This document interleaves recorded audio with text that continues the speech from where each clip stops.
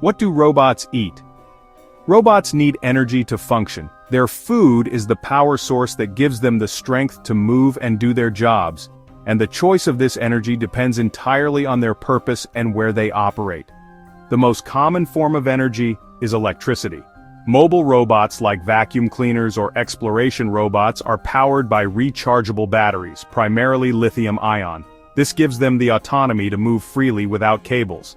On the other hand, industrial robots like those large arms in factories are connected directly to a constant source of electric power to have an unlimited supply of energy.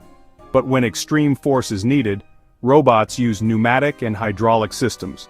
Pneumatic systems use pressurized air to move components, perfect for gripping tasks or simple processes. Hydraulic systems, for their part, use pressurized fluids.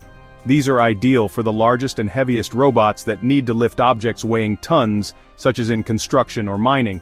And for robots that operate in remote locations, the answer is the sun.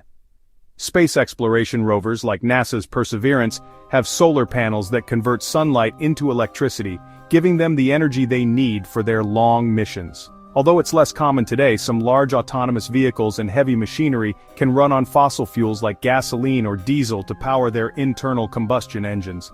Finally, at the forefront of research, scientists are exploring new technologies.